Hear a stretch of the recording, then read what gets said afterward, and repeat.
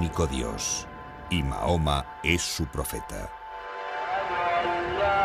Los musulmanes oran en dirección a la Meca, centro religioso y político del Islam. La perspectiva del botín y los goces del paraíso estimulan a quienes combaten para extender la fe de Mahoma. En menos de un siglo, los seguidores de esta nueva fe parten de Arabia para extender su dominio en todas direcciones. Empujados por la yihad, la Guerra Santa, los combatientes del Islam llegan a la península tras conquistar el norte de África. La ocupación musulmana del reino visigodo de Toledo no resulta demasiado difícil, debido a las rivalidades políticas entre visigodos. Las disputas por el trono enfrentan al rey Rodrigo y a los partidarios de los hijos de su predecesor, Bitiza. Cuando don Rodrigo cae en la batalla de Guadalete, sus enemigos piden ayuda a don Julián, el gobernador de Ceuta, quien introduce en sus filas a grupos de bereberes. De esta forma, los musulmanes se van introduciendo en la península. En los años posteriores a la conquista, Al-Ándalus abarca casi todo el territorio, con la excepción de la cordillera Cantábrica y algunas zonas de los Pirineos. A finales del siglo X, el área de dominio se divide. Los musulmanes se centran al sur del Tajo y los cristianos quedan al norte. Y a mediados del siglo XIII, el reino de Granada quedará como el único reducto de dominio musulmán.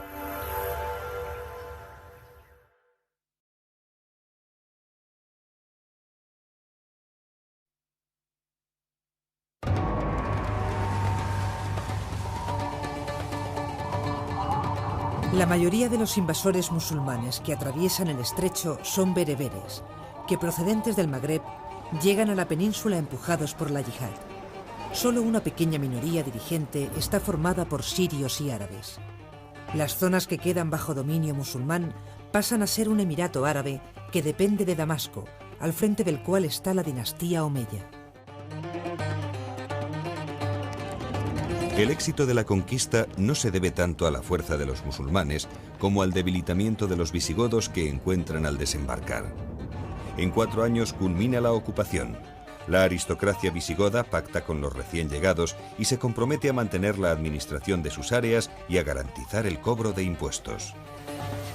Yo creo que no se puede hablar de pactos o de acuerdos establecidos por colectividades, entre colectividades, y sí por distintos individuos dentro de esas colectividades, por una parte.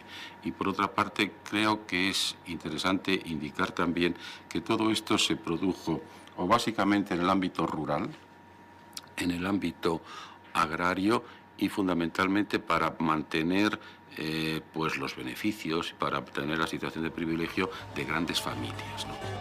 En las tierras de Al-Ándalus conviven personas que practican 3 religiones distintas: musulmanes, judíos y cristianos. La religión musulmana se expande en buena parte de la península. El Corán es el libro sagrado que recoge las obligaciones religiosas del creyente. Todo buen musulmán debe conocer y recitar su profesión de fe, que se resume en la existencia de un único Dios y de su profeta Mahoma. Los judíos acogen a los musulmanes como libertadores. Dadas las penalidades que sufrían desde la implantación del catolicismo en el periodo visigodo, se integran rápidamente en la nueva sociedad. Por su parte, los que continúan fieles al cristianismo reciben el nombre de mozárabes. Estos cristianos que viven en territorio musulmán se organizan en comunidades y mantienen viva la tradición visigoda de los concilios y la vida monacal de los monasterios. A partir del siglo X, los cristianos repoblarán las zonas del norte en las que apenas hay presencia musulmana. La recaudación de impuestos constituye la principal fuente de riqueza del Estado musulmán. En el sistema, digamos, genérico de impuestos de la población dentro del Islam, el musulmán habitualmente paga menos que el no musulmán. Y entonces, si desde un punto de vista, digamos, de prestigio, convenía que las poblaciones islamizaran rápida y ampliamente, desde un punto de vista económico no pasaba lo mismo, porque si las poblaciones no islámicas islamizaban rápidamente y ampliamente, el erario público se iba a ver bastante disminuido porque las tasas y los impuestos eran menores, ¿no?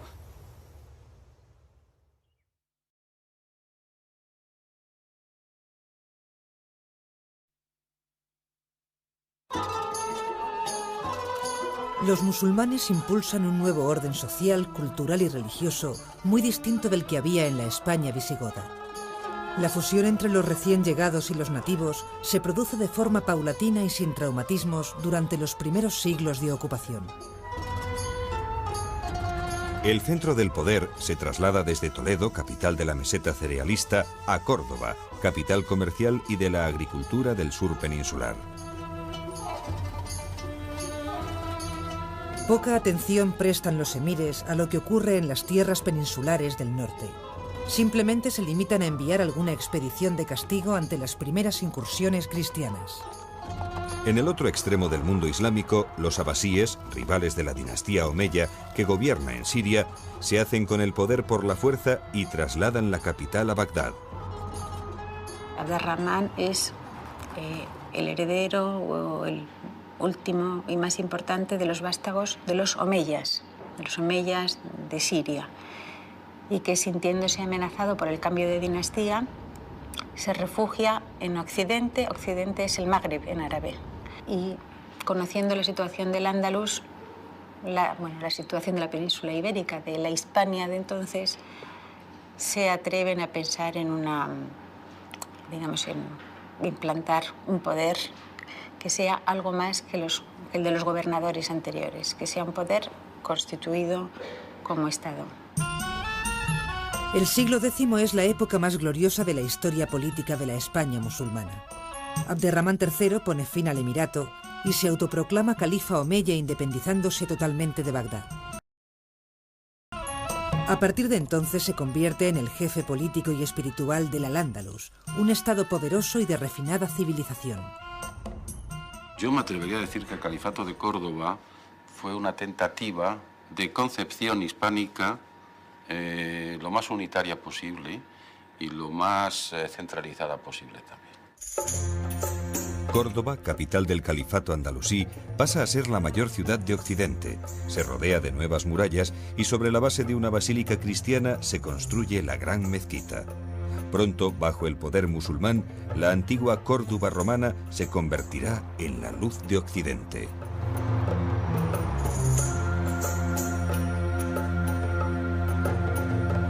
La aristocracia musulmana embellece toda la zona de la Vega cordobesa con palacios y mezquitas, entre los que destaca Medina Azahara. Abderramán III hace levantar en esta ciudad administrativa un palacio de recreo con los mejores materiales, procedentes de sus botines y conquistas.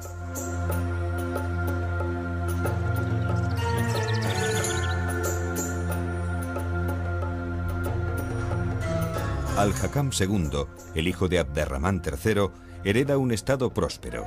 Amante de las letras, llega a reunir la mayor biblioteca de todo Occidente, en la que alberga más de 400.000 volúmenes.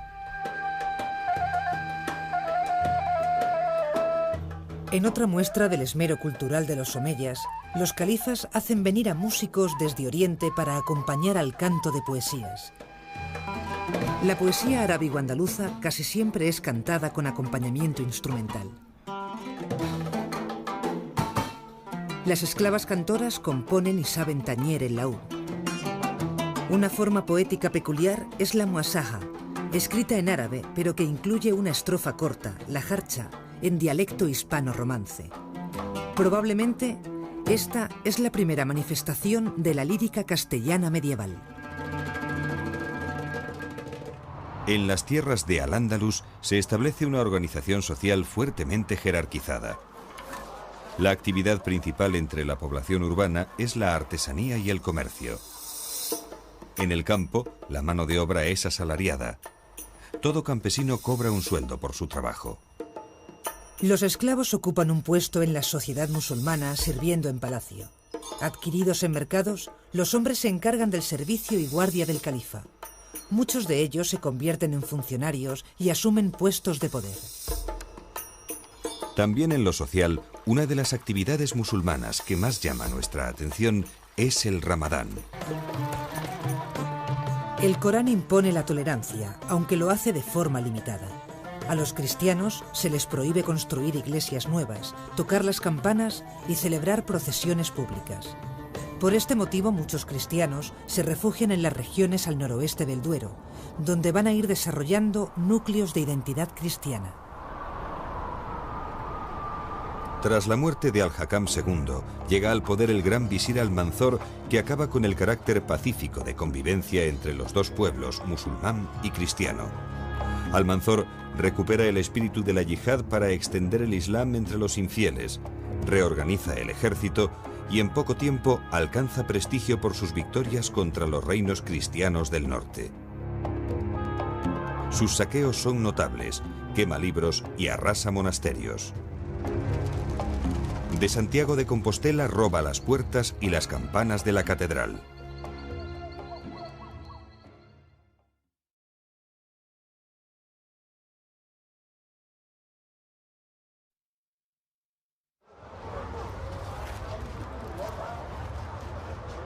A diferencia de los visigodos, los musulmanes devuelven a las ciudades todo su esplendor. Desde el siglo VIII retoman la actividad artesanal y comercial ligada a las ciudades más importantes, tales como Córdoba, Sevilla, Toledo, Mérida y Zaragoza. El centro económico de la ciudad se sitúa en el Zoco, lugar donde transcurre gran parte de la vida cotidiana. Allí se consiguen todo tipo de mercancías, en especial las de Oriente, seda, lana y algodón. Y la disposición del mercado en sí misma es ilustrativa. Lo que está más cerca de la mezquita, que suele ser el centro, es lo que tiene los productos nobles. Por ejemplo, menos materiales, las velas relacionadas con la luz y con el culto, los libros relacionados con la luz del conocimiento, algunos objetos preciosos. Poco a poco se van desmaterializando en ese sentido simbólico y uno ya va encontrando pues, el zoco de las especias, que también es precioso, después de las verduras, después de los zapatos, de las babuchas y de cualquier otro producto.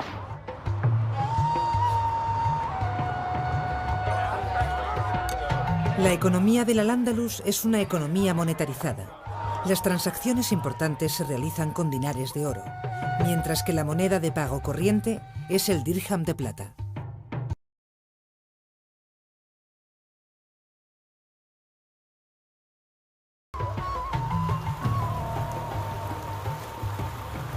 Con las nuevas telas y tejidos de Oriente entran nuevas modas. Los dirigentes lucen altos sombreros de seda y el turbante, al principio uso exclusivo de los juristas, se generaliza a partir del siglo X. La higiene musulmana denota pureza y adquiere la importancia de un rito religioso. Los baños, numerosos en todas las ciudades, cuentan con varias estancias en las que la temperatura varía de forma progresiva.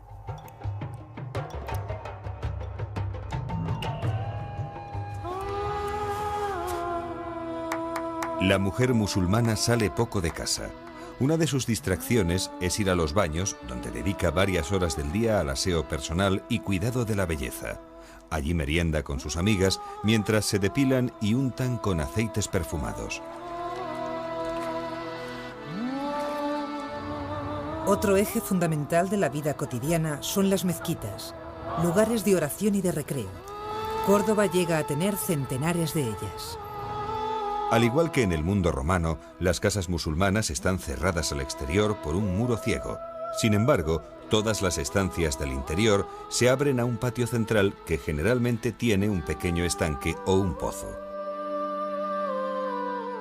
La parte baja de la casa, suponiendo que la casa tuviera dos alturas, es la parte en donde se acoge a los visitantes. Y la parte alta es una parte privada que se llama muchas veces harén, lugar reservado, donde las mujeres y los niños tienen un lugar privilegiado propio donde jugar y reunirse y trabajar.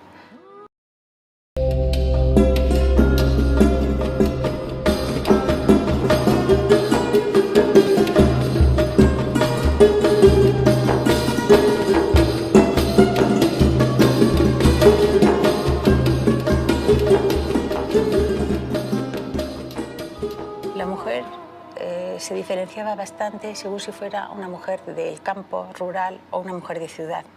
Si era mujer de campo, de alguna manera tenía más libertad. Salía al campo, cosechaba, vendía tenía posibilidad de tener su propio dinero. Y si era mujer de ciudad, en cambio, estaba más velada, más tiempo dentro de casa, y sus recorridos pues, se circunscribían a estos lugares, al baño, algunas veces a la compra, a alguna visita a otras casas, a las amigas. Tiene encomendada a la familia y los niños hasta los 7 años. Estos niños, por ejemplo, la acompañan hasta al baño. El baño de las mujeres deja entrar a los chicos y a las chicas pequeños hasta los 7 años. Todavía hoy se conservan algunos nombres de época musulmana como Fátima y Aisha.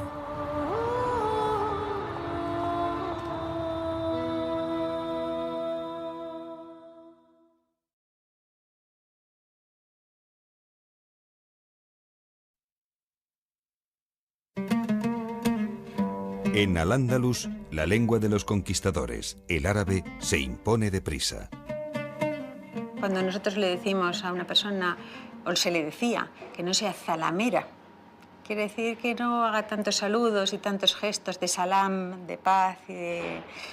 Si decimos, por ejemplo, que alguien es un zahorí, o se decía que era un zahorí, alguien con capacidad de adivinar el futuro, que podía predecirlo, casi ser como un astrólogo. Pero otras palabras se refieren a la vida cotidiana en sentido material. El aceite con el que se cocina, el azúcar que poco a poco se va introduciendo en la cocina, el escabeche, como decíamos, en los alimentos, las alcachofas, las berenjenas. La cultura da prestigio al califato. Se traducen al árabe y también al latín muchos autores clásicos, en especial las obras de Aristóteles. Los árabes son quienes introducen el papel en Al-Ándalus. El papel supone un gran avance con respecto al pergamino, ya que su proceso de producción es más rápido y además abarata los costes. A finales del siglo X y principios del XI surgen las primeras fábricas de papel en Córdoba y Játiva.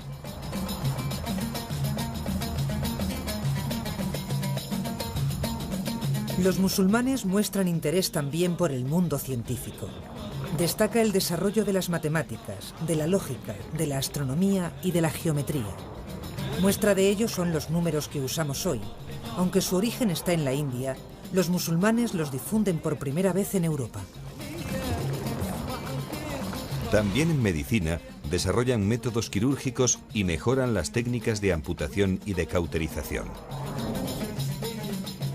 El tratado sobre cirugía de Abul Qasim al-Zahrawi se traduce al latín y sirve como manual en universidades europeas.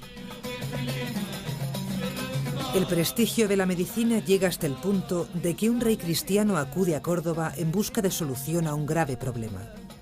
Sancho I el Craso, aspirante a la corona de Navarra, sufre una humillante derrota a manos de los musulmanes. Su obesidad no le permite montar a caballo ni apenas andar. Los nobles se ríen de su gordura y se rebelan contra él. Sancho I va ante el califa de Córdoba en busca de apoyo y pide a sus médicos que curen su obesidad. Como la medicina musulmana es muy superior a la de los reinos cristianos, el depuesto rey adelgaza y tras una serie de circunstancias políticas recupera el trono. La agricultura andalusí conoce un importante desarrollo.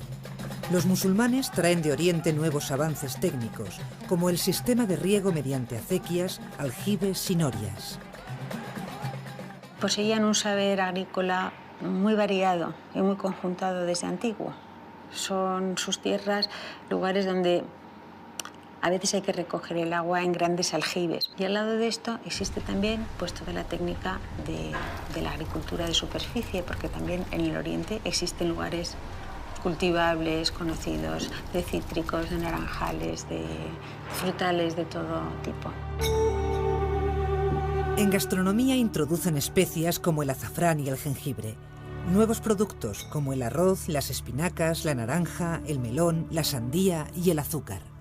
La base de la alimentación andalusí es el trigo. En las casas se prepara la masa del pan y luego se la lleva a cocer al horno público más cercano.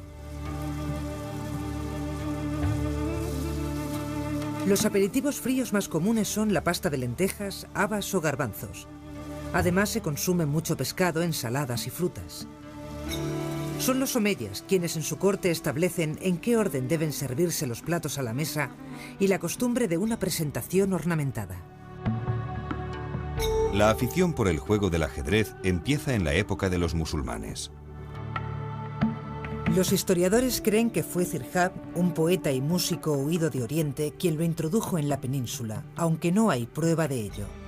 Se le atribuyen también a Zirhab las supersticiones del odio al número 13 o el temor a los espejos rotos.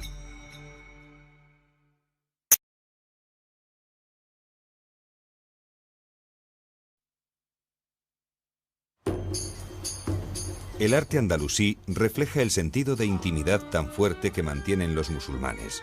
Sus influencias orientales se conjugan con elementos artísticos ya existentes en la península.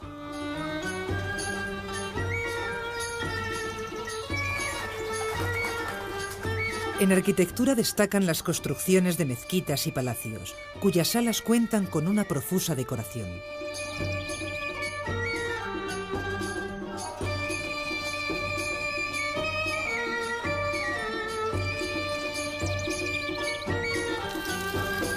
Muy característico es el uso de fuentes y albercas de recreo en los patios interiores y el gusto por grandes jardines.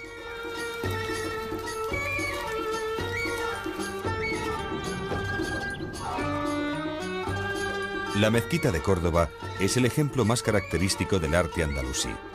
Representa el modelo espiritual de los califas y su gusto por la suntuosidad. Su construcción se inicia a finales del siglo VIII sobre la base de la iglesia cristiana de San Vicente.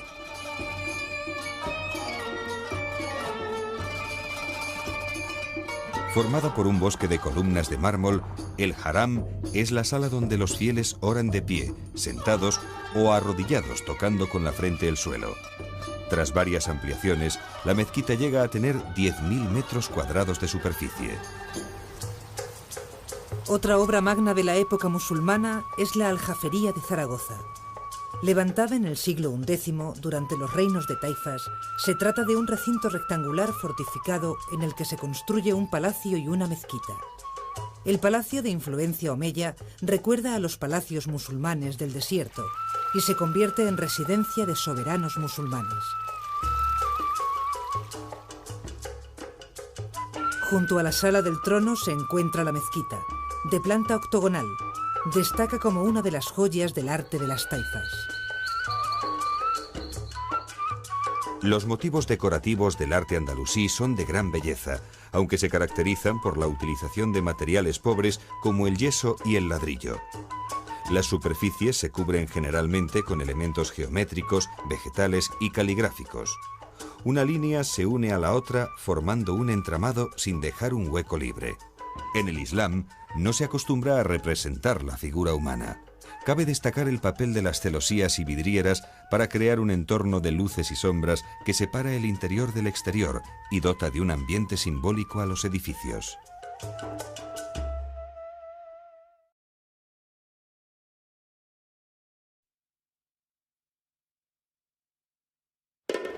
Con la muerte de Almanzor se inicia el periodo que va a poner fin al Estado andalusí, ya que sus sucesores son incapaces de mantener un Estado musulmán unificado.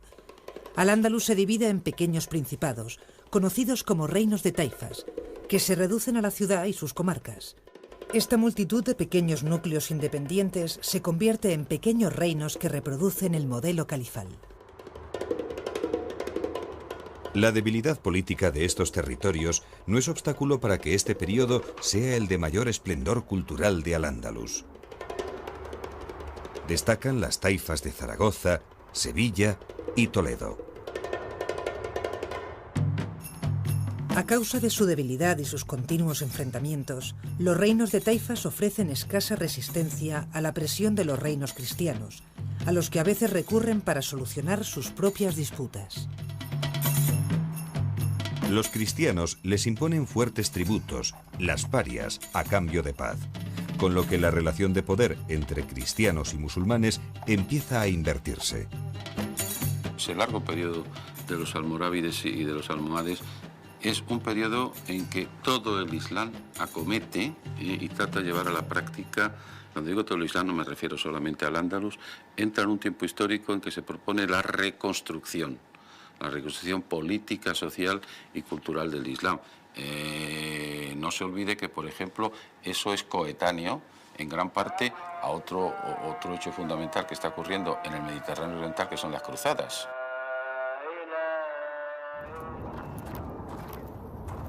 Naturalmente que lo que podríamos llamar las entidades políticas magrebíes de la época y los responsables políticos magrebíes ven que se trata de un momento idóneo, pintiparado, para dar nuevamente el salto del estrecho y tratar de recomponer y de reconstruir el esplendor árabo-islámico del Andalus y la identidad árabo-islámica del Andalus en la época.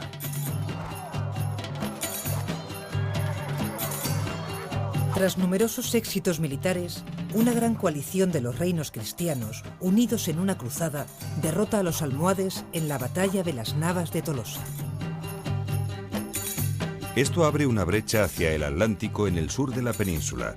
El último imperio norteafricano que acude en ayuda de Al-Ándalus es el de los benimerines.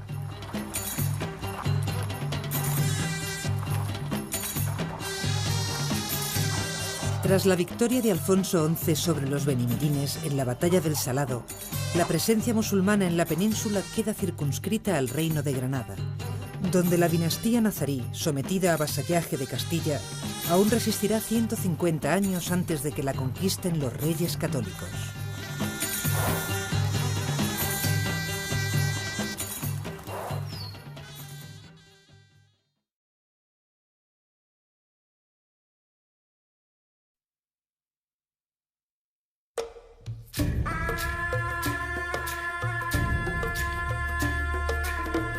A lo largo de los 8 siglos que permanecen en la península, los musulmanes consiguieron implantar su lengua, el árabe, su religión, el islam, y muchos avances en el campo de las artes y la cultura.